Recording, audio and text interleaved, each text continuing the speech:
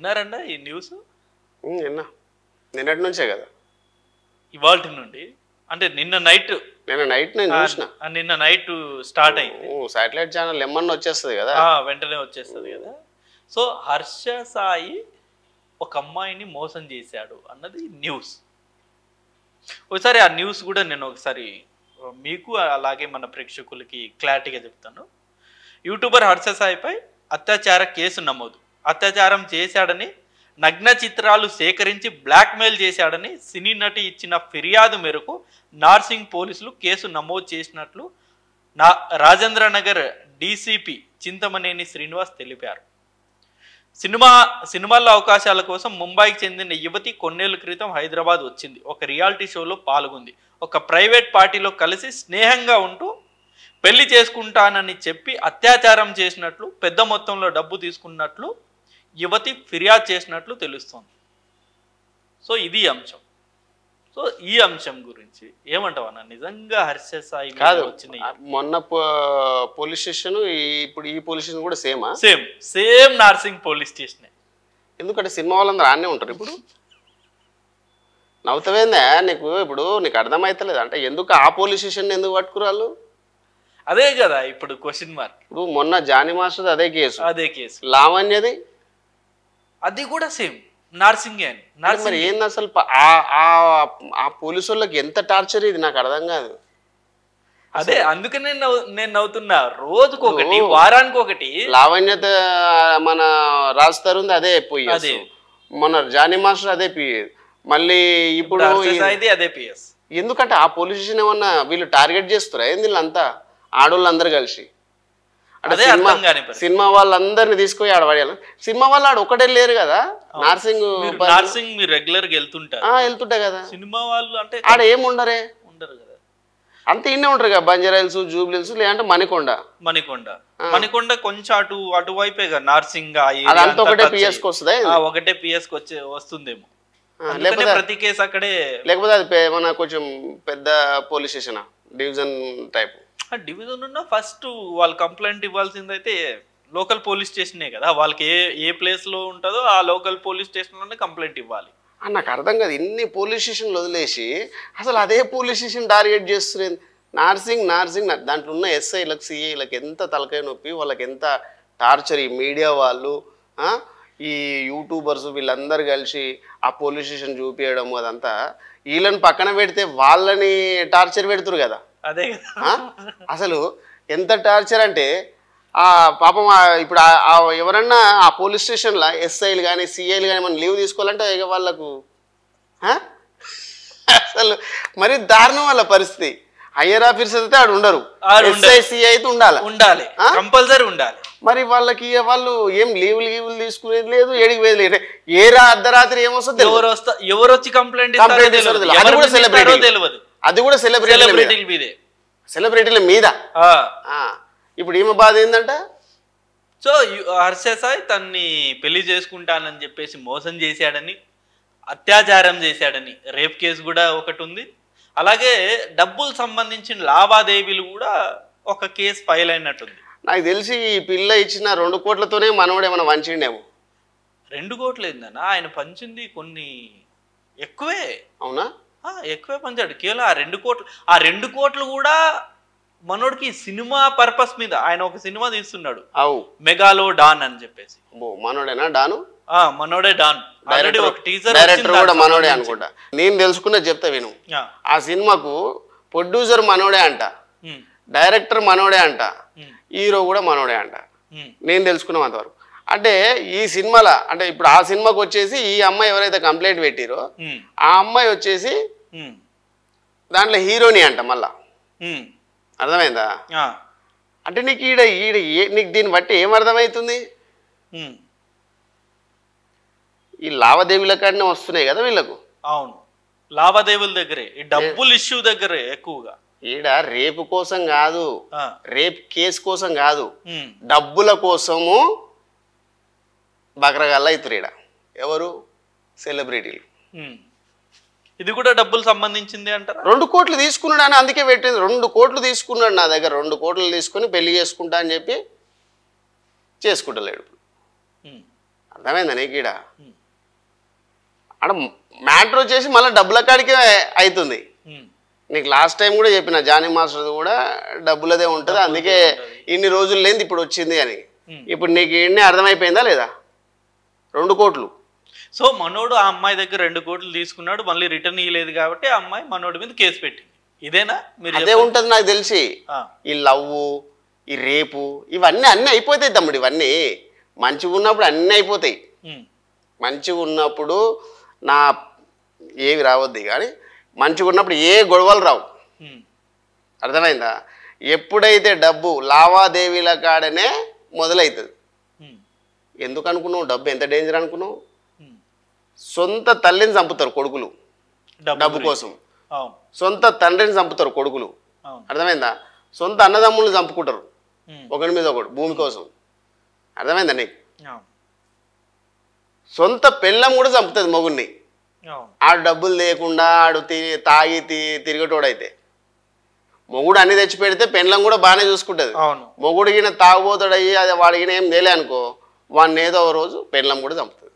అంటే డబ్బు ఇంత డేంజర్.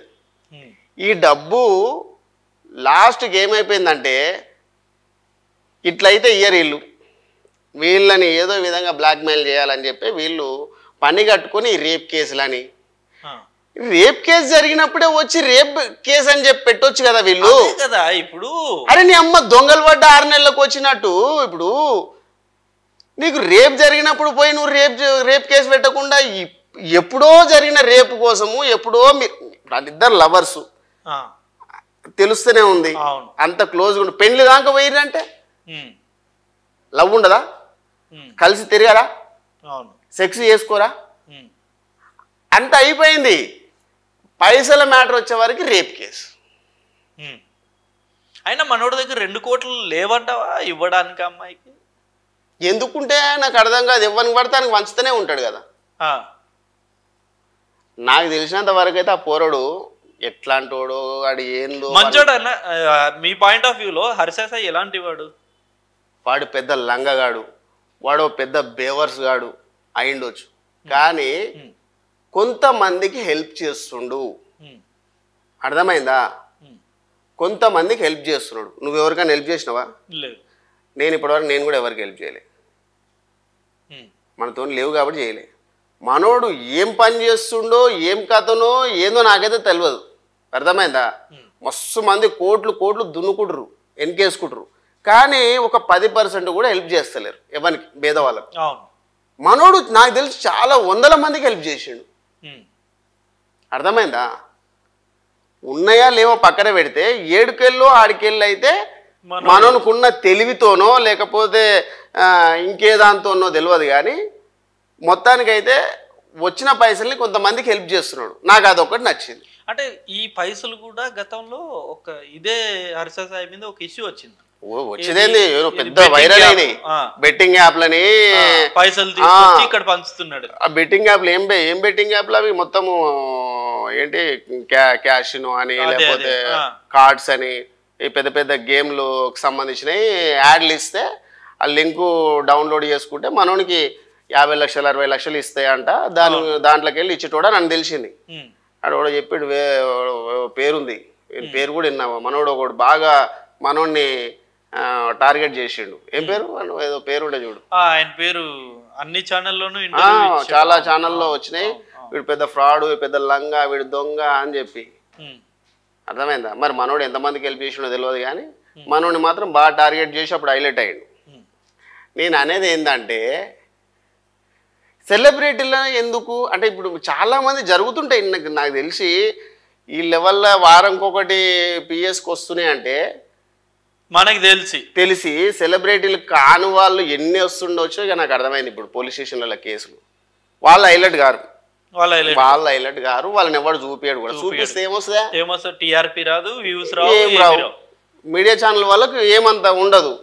ఉత్తోని పెట్టి చూస్తే నువ్వు చూడవు, నేను చూడ. హర్ష సాయి అనే వరకు వాడు ఫేమ్, మస్తు ఫేమ్ ఉంది మనోనికి.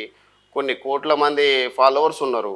వాడిని ఏదో బ్లేమ్ చేస్తే పైసలు వస్తే నా పిల్ల పెట్టిండొచ్చు, వాడిని చూపిస్తే రేటింగ్ బాగా వస్తుందని మన ఛానల్ వాళ్ళు కూడా చూసిండొచ్చు.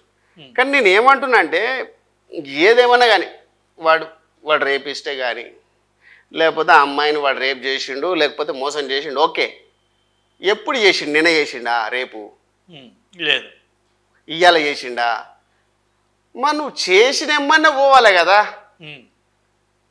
ఎప్పుడో చేసినాక మళ్ళీ ఇప్పుడు ఎందుకు వచ్చి పెట్టు చిన్నపిల్ల కూడా కాదు ముంబై నటి అంట ఆమె ముంబై నుంచి వచ్చి నువ్వు మనోడిని లవ్ చేయడం ఏంది ఆ లవ్ చేసి మనోడిని అంటే పెళ్లి చేసుకుంటా అంటే 2 కోట్లు ఇస్తావా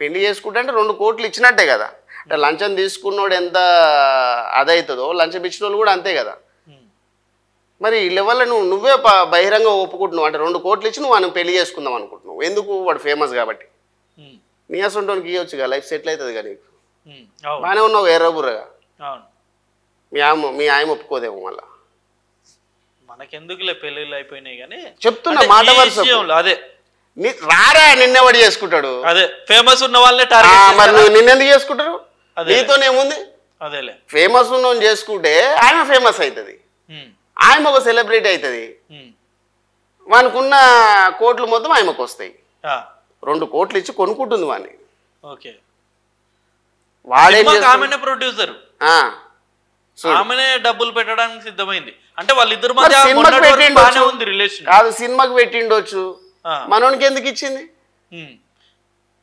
ఆ సినిమా విషయంలోనే లావాదేవీల్లో తేడాలు వచ్చాయి అదే అంటున్నాబ్బా మనోడు సినిమా హీరోగా చేస్తుంటే ఆ సినిమాలో ఆమె హీరోని అనుకుంటా దానికి కావాల్సిన నా దగ్గర పైసలు ఉన్నాయి కాబట్టి ఆ సినిమాకి పైసలు పెట్టిట్టది మరి మనోడు ఎందుకు తీసుకున్నా పైసలు సినిమా రిలీజ్ అయితే ఈమె పైసలు మీకు వస్తాయిగా వస్తాయి అవును అయిపోయాయి కదా కేల్కత్తా దుకాన్ బంద్ మరి రేప్ కేసులు ఈ కేసులు ఎందుకు సరే ఓకే నీకు ఇష్టం లేదే రేప్ చేసిండు అనుకో ఎమ్మన్నా పోయి ఇవ్వచ్చు కదా ఎమ్మన్నా 100 కాల్ కొట్టవచ్చు కదా దొంగలు పడ్డ 6 నెలలకు ఎందుకు ఇచ్చుడు కంప్లైంట్లు ఎందుకు ఇట్లా టార్గెట్ చేస్తారు వీళ్ళని సెలబ్రిటీలని ఆడోళ్ళు నాకు ఆడోళ్ళు అంటే చాలా గౌరవం అబ్బా నాకు ఒక అమ్మ ఉంది అక్క ఉంది చెల్లి ఉంది ఆడోళ్ళు అంటే నాకు చాలా రెస్పెక్ట్ ఓకే ఆడోళ్ళని మనం ఒక తల్లిలాగా ఒక చెల్లిలాగా పూజించాలా కానీ వీళ్ళు ఎందుకు ఇట్లా చేస్తారు ఫేమస్ ఉన్నోళ్ళని ఎందుకు టార్గెట్ చేస్తారు మొన్న జానీ మాస్టర్ కేసు ఈ కేసు చూసుకున్నట్టయితే చాలా దగ్గరగా ఉంది అంతే కదా అదే టైపు ఆడ కూడా అదే కనబడుతుంది పైసల మ్యాటరే ఈడ కూడా పైసల మ్యాటరే కనబడుతుంది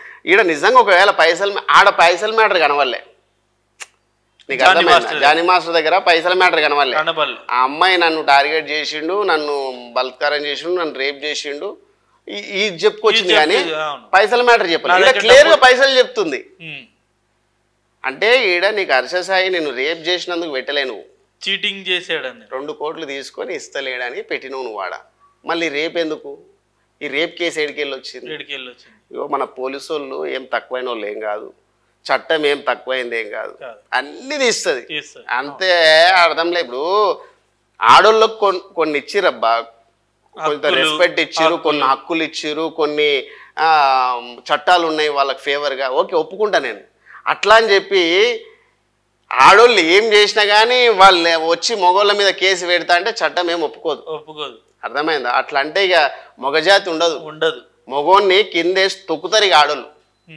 నీకు ఇష్టం ఉన్న రోజులు బాగానే తిరుగుతావు నీకు ఇష్టం ఉన్న రోజులు బాగానే వానితో ఎంజాయ్ చేస్తావు నీకు ఇష్టం ఉన్నప్పుడు పైసలు ఇస్తావు వానికి వాడు నీతో ఎంజాయ్ చేయకపోయినా నీకు రిటర్న్ తిరిగి పైసలు ఇవ్వకపోయినా నువ్వు వాని మీద పోయి కేసు పెడతావు మరి మగోళ్ళ మీద చాలా మంది ఇట్నే చేస్తారు కదా మగోళ్ళతో పైసలు తీసుకుంటారు నాకు ఇదే డౌట్ అట ఇప్పుడు మీరు పదే మీరు చెప్తున్న మాట అయితే ఇప్పుడు రేప్ జరిగితే ఇప్పుడు ఒక అమ్మాయి మీద లేకపోతే మన మీద ఏదన్నా సరే రేప్ పక్కన పెట్టండి మన మీద ఇప్పుడు ఎవరన్నా దాడి చేశారు కొట్టారనుకో ఇప్పుడే వెళ్ళి నేను కేసు పెట్టాలి ఇప్పుడు రాఖీబాయి నన్ను కొట్టిండని అలా కాకుండా ఒక నెలకో 3 నెలలకో అప్పుడు వెళ్ళి పెడితే ఎట్లా ఎవడు దేకండి నిన్ను ఎవడు పట్టించుకోడు ఏం బీక్నో బేయడువా ఇన్ని రోజులు ఏం చేసినావు ఏడిపోయినావు నువ్వు ఇన్ని రోజులు అని అడుగుతారు నేను ఇప్పుడు సో చట్టాల్లో కూడా నిజంగా అంటే ఎప్పుడో రేప్ చేసింది ఇప్పుడు కేసు పెడితే నడవదే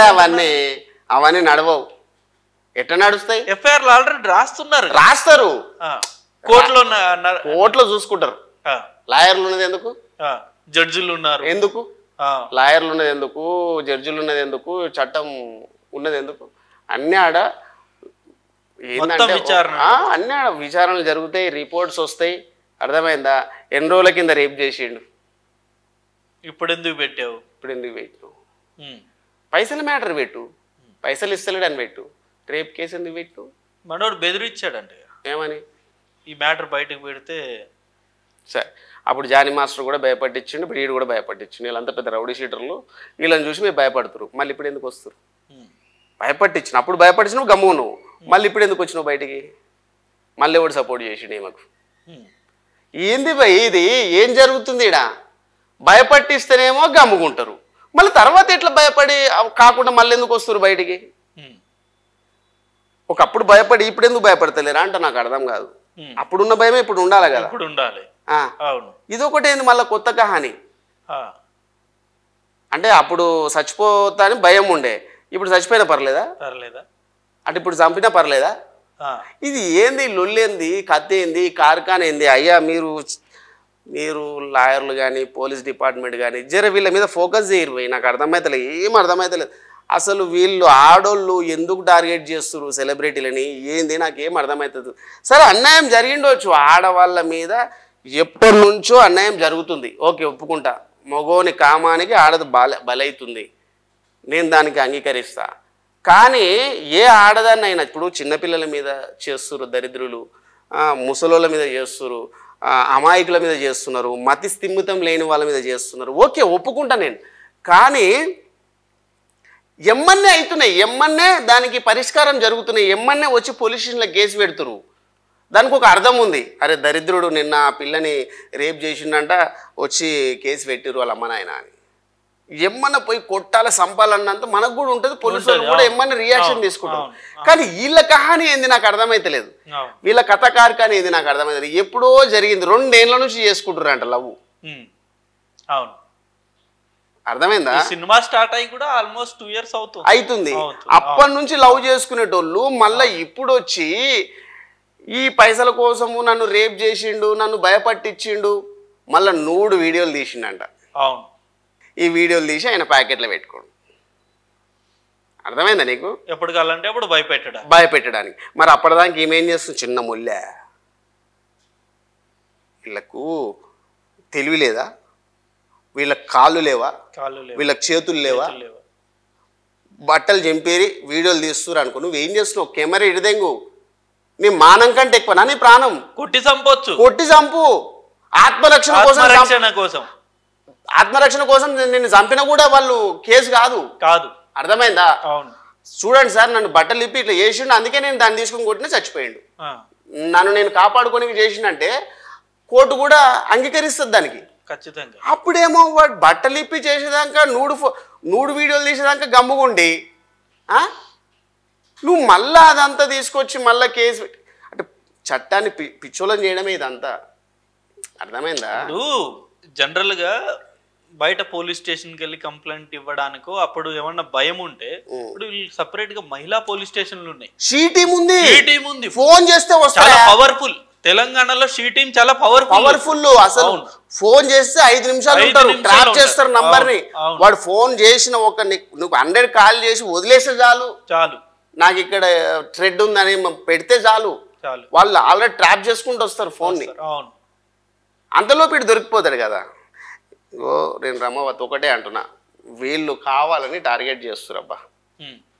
ఆ పిల్లకు మన జానీ మాస్టర్ చూసినాక కొంచెం ధైర్యం వచ్చింది. లేకపోతే ఎవడో కూడా అరే ఇగో మనోని లోపడేసిరు జానీ మాస్టర్ని, వీడిని కూడా వేయించేసేయి, నువ్వెందుకు ఊకుంటావు అని చెప్పి ఎవడో ఒకటి నీ అసంటాడు నా అసంటోడు ఉసుగొలుపుతారు. దాంతో వీళ్ళు ఏం చేస్తారంటే వచ్చి కేసు పెడతారు. కానీ లాస్ట్కి వచ్చేటోళ్ళు పిచ్చోళ్ళు వీళ్ళు అవుతారు. చట్టం అడుగుతుంది, కోర్టులు అడుగుతుంది, నువ్వేం చేసినావు ఇన్ని రోజులు, ఎప్పుడు జరిగింది నీ మీద రేప్ కేసు, ఎప్పుడు నువ్వు ఇన్ని రోజులు ఏం చేసినావు, ఏడున్నావు? చట్టాన్ని ఎవ్వరు ఊకోరు, వాళ్ళేం పైసలు తీసుకుంటారు, వాళ్ళు పైసలు తీసుకొని వాదిస్తారు. అర్థమైంది? వాళ్ళు పిచ్చోళ్ళు కాదు. ఇప్పుడు నువ్వు నా దగ్గర ఫీజు తీసుకుంటావు అబ్బా, నువ్వు నాకు న్యాయం చేయాలి. నాకు కొన్ని తెలియదు, నాకు లొసుకులు ఆ లాకు సంబంధించినవి కొన్ని నాకు తెలియనప్పుడు నేను నీకు డబ్బులు ఇచ్చి ఆ లొసుకులు ఎందుకు అనుకుంటా. ఇప్పుడు నేను అందుకే కదా మనోడు హర్ష ఏమన్నాడు, ఇవన్నీ ఫేక్ ఎలిగేషన్స్ నా మీద, అర్థమైందా, నా లాయర్ చూసుకుంటాడు అని. లాయర్ అడుగుతాడు కేవలం డబ్బుల గురించే ఇదంతా. హర్షసాయి కూడా ఇదే అన్నాడు, ఎప్పుడో చెప్పిండు ఇంత ముందు ఒక ఛానల్లో. రాబోయే రోజుల్లో నాకు ఈ టైపు దాడులు కూడా జరుగుతాయి. ఇప్పుడు మగోళ్ళు చేస్తున్నారు, ఇదే మగోళ్ళు కొంతమంది ఆడోళ్ళని పెట్టి వాళ్ళని నా మీదకి లవ్ అని అవ్వని ఇవన్నీ ఉసగొలిపి, అర్థమైందా, వాళ్ళని మోసం చేసినట్టు అవి కూడా చేస్తారు. మీరు రాబోయే రోజుల్లో అవి కూడా చూస్తారు. ఎదిగేవానికి ఇవన్నీ కామనే అని చెప్పి మనోడు ఎప్పుడో చెప్పిండు. నాకు ఒకటే అబ్బా, నాకు మనోడు వాడు ఎవడో తెలియదు, ఆడు నా చుట్టం కాదు, నా పట్టం కాదు, అర్థమైందా. నాకు ఈడ అనిపించింది వాడు మంచోడని. నిజంగా గలీజ్గాడే అనుకో, నిజంగా రేపిస్టే అనుకో, ఓకే వాడు దరిద్రుడు ఏదన్నా కానీ మనకు ఒక కొంత 10% మానవత్వం అయితే ఉంది. ఇప్పుడు నేనే బతకాలి, నేనే ఎదగాలి, నేనే మంచిగా ఉండాలి, నేనే కార్లలో తిరగాలి, నేనే మంచి ఫుడ్ తినాలి, నేనే మంచి బట్టలు వేసుకునే అనే దరిద్రుడు నా కొడుకులు ఉన్నారు ఈ సమాజంలో. వాడు పేద పిల్లలకు, లేకపోతే బిచ్చగాళ్ళకు, లేకపోతే ఇంకొకరికి ముసలోళ్ళకు, కూరగాయలు అమ్ముకునేటోళ్ళకు, ఇంకొకరికి బర్రెలు లేని వాళ్ళకు బర్రెలు ఇప్పిస్తున్నాడు, ట్రాక్టర్ లేని వాళ్ళు ట్రాక్టర్ ఇప్పిస్తున్నాడు, ఫ్రిడ్జ్ లేని వాళ్ళకు ఫ్రిడ్జ్ ఇప్పిస్తున్నాడు, ల్యాప్టాప్ లేని వాళ్ళకి ల్యాప్టాప్ ఇస్తున్నాడు, చదువుకోవడానికి డబ్బులు లేకపోతే చదువుకోవడానికి డబ్బులు ఇస్తున్నాడు. అంటే వాడు ఏం చేసి అయినా కానీ వాని కోసము వాడు ఆలోచించుకోకుండా ఒక 10% అయితే జనాలకు హెల్ప్ చేస్తున్నాడు. నాకు ఆడ నచ్చిండు, అర్థమైందా. వాడు నా చుట్టం కాదు, పట్టం కాదు, వానికున్న మానవత్వం నాకు నచ్చింది. నేను చేయాలనుకుంటా, కానీ నాకు వచ్చే సోర్స్ లేదు కాబట్టి మనం చేస్తలేము. వానికి ఏదో విధంగా సోర్స్ క్రియేట్ చేసుకుంటుండు, అర్థమైందా. బెట్టింగ్ యాప్ అంటారా, బెట్టింగ్ యాప్ వాడు తయారు చేస్తుండా, లేదు వాని సొంత మ్యాపా, వాని కంపెనీయా. ఇప్పుడు నువ్వు ఉన్నావు తమ్ముడు, అర్థమైందా. ఇప్పుడు ఈ ఛానల్ ఒక ఛానల్ ఎందుకు చేస్తున్నావు, ఆ నుంచి డబ్బులు వస్తాయి కాబట్టి నువ్వు చేస్తున్నావు, నన్ను పిలిపించి మాట్లాడిస్తున్నావు, అర్థమైందా. నువ్వు ఏం లాభం లేదు, నువ్వు ఎందుకు చేస్తావు. ఆడ లాభం వస్తుంది. వాడు ఒకటే అనుకున్నాడు, ఈ మందు తాగేటోళ్ళక మందు తయారు చేసే వాళ్ళకన్నా నేను పెద్ద గలీజ్గానే, లేకపోతే ఈ కొంతమంది వేరే వేరే దానిలో చేసి సంపాదిస్తున్నారు, దానికన్నా గలీజ్గానా. నువ్వు బెట్టింగ్ యాప్లు ఆడటం తప్పు, తయారు చేసినోని తప్పు, వీందేం తప్పు, అర్థమైందా. వానికి డబ్బు కావాలబ్బా, ఏదో విధంగా జనాలకు హెల్ప్ చేయాలా, అర్థమైందా. వాడు డబ్బులన్నీ తీసుకొని పోయి వాడు ఎంజాయ్ చేస్తున్నాడు అనుకో, వాడిని కొట్టి చంపొచ్చు. వాడు ఏదో విధంగా కొన్ని డబ్బులు వస్తున్నాయి ఆయనకి. ఇప్పుడు నువ్వు నిన్ను అడుగుతిస్తావా, రాజకీయ నాయకుడిని అడుగుతిస్తాడా, హీరోని అడుగుతిస్తాడా, జనాలను అడుగుతిస్తారా, ఇయ్యరు. కాబట్టి ఈ జనాలు దేనికి ఎడిట్ అవుతారు, మందుకి ఎడిట్ అవుతారు, లేదా ఒక బెట్టింగ్ల యాప్లకు ఎడిట్ అవుతారు.